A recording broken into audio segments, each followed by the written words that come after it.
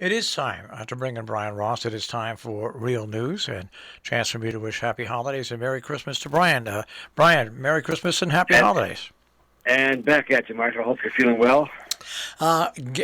Feeling much better at the turning point. Over the past 7 years, I've had 4 different operations on my ankles and 1 left knee stem cell transplant. And then on Friday, I finished off my second, the right knee with the stem cell transplant. And all those times, I've never had bad weather. Well, 2 days ago was a mini ice storm here, and I actually had to sit in my car before I could go into the station. And we had our guys that maintain our property, Kindred Property. They called them up, and they came right over and made sure I could get in. It's the first time in all those surgeries and stuff that I actually had weather interfere. But the knee's feeling good, and we're looking forward to a maybe walkable with just a cane 2022. Well, that's great news. Great news. Glad to hear it. I was watching a streaming service about 10 years ago. There was a show called The Last Ship, and it was a show that I watched continually. It was on for 3 seasons, and it was about a pandemic that spread globally and what could happen. And when I started watching it again, I just shook my head and said, here we are. We are in the middle of a pandemic, not nearly as they displayed in that, but a pandemic that right now is probably so out of control, it is almost going to be like the common cold or the flu around the world for the rest of our lives. It looks that way, and, although the reports this morning and late yesterday indicate that this latest variant, which is sweeping the country, sweeping the world, is far less severe, and that if you are vaccinated or if you've already had some exposure, you're very unlikely to have a requirement for hospitalization, which is very good news. Frankly, if it's going to spread and be a little bit more than a serious cold, if that's in fact the case, that's not so bad, I guess. You take the good with the bad, but the bad thing about how this whole thing has transpired over 2 years, it isn't really a medical thing anymore. It's almost a political football, not really a medical concern. It has become that, and I think that those who are critical of Donald Trump's handling have to take a very hard look at the Biden administration and its ability to get testing available. President Biden's been promising this from the start, way back in January, promising it. And he told David Muir at ABC News he wished he could put something earlier to get the testing going. Well, that's strange because he has been saying again and again in March and April and July and September, we're going to have testing, we're going to have a testing. Now he's promising 500,000 tests, but the New York Times is reporting they haven't even signed the contract yet to buy the tests, and the website to get them won't be up until January, and, the testing is very hard. You try to get tested around here, it's difficult. Yeah, so the 500 million testing kits are going to go out. Here in our local area, by the way, Dutchess County started sending out testing kits and masks to various towns, and they will have them while supplies last, and then when they get more from the government, they will do that. So Dutchess County is way ahead of the game here because we don't have that availability in Litchfield County. As a matter of fact, if you go looking for a testing kit, it's just about impossible to find in any of the stores. Absolutely. If you want to get tested, trying to make an appointment is not easy. People in the big cities are lining up for hours, literally hours, to get tested. If you want to get tested at the Sharon Hospital, it's a 2 or 3 day wait to get an appointment. And I'm going to switch away from COVID-19, and I want to get your look at this. I'm tired. I'm tired of Democrats going after Joe Biden. I'm tired of Democrats saying he can't get what he pushes. Folks, if you put up candidates that could win elections in the Senate, you wouldn't have that problem. But you put up candidates that can actually, Joe Manchin, it's his voters elected him. What do you expect? I mean, to go after the president in your own party when it's really the people that run for Senate and Congress that are the ones that have to approve this legislation. Right. Let's not forget that the Republicans, to a person, are resisting. There's not a single Republican vote available on these proposals for the child tax credit and a variety of other things, universal pre-K. And the fact that there are only 50 Democrats and there are 50 Republicans and no votes, it's hard to remember a time when there was such a strong, partisan reaction to everything. And that's what makes a person like Joe Manchin have unusual and unique powers to dictate essentially what he wants. Without him, they don't have it. And then he says it's okay. We'll see what Senator Sinema says in Arizona. They are not going to they're not budging for their party or their president. Or really, frankly, if you look at West Virginia, you wonder what Joe Manchin's thinking in terms of the needs of the people of his state.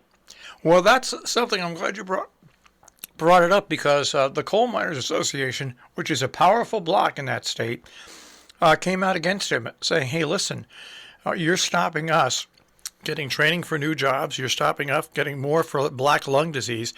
That is one thing that possibly might sway him. And I say possibly. Yeah, I don't think any pressure from inside Washington is going to do it. I think you're absolutely right on there, Marshall. Any pressure has got to come from home, with people telling him that's what we want. And frankly, that's how democracy is supposed to work. You're supposed to represent, as a senator or a member of Congress, you're supposed to represent your constituents. Well, they should speak up. If they don't, then he's making a calculation that apparently that's what he thinks the people of West Virginia want. Although, the expiration of the child tax credit is going to hurt people in his state as much as any state in the country. As much, or if not more, as a matter of fact. You're right about that. Right, yeah.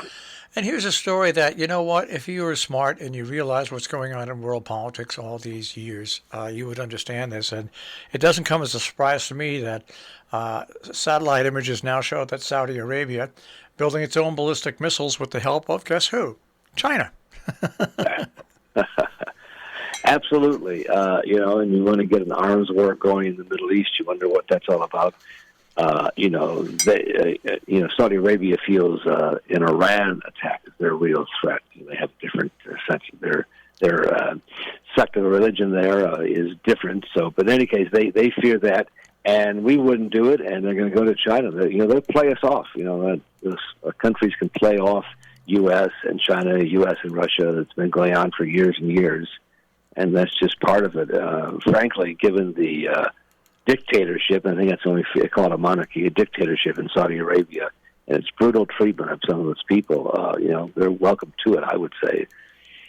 All right, and this is a story that is a sad story, and it shows how things have changed in Hong Kong. They had a Tiananmen Square Pillar of Shame statue. Right. It was removed from the university by mainland China. And that is the shame. They have, of course, they feel no shame there, and they want any sense of shame to be eliminated, frankly. And they take down that, and they, even worse, of course, they've taken away voting rights and individual rights in Hong Kong. That is a fait accompli. I would say that is done. They have taken over. I actually was in Hong Kong that night of the so-called handover, Marshall, when they celebrated with this huge fireworks display, and they were all very excited. China had pledged not to interfere with the local democracy in Hong Kong. That didn't last long, and as we see now, even a simple statue, which reminds people of the killings at Tiananmen Square, is too much for the Chinese leaders to abide.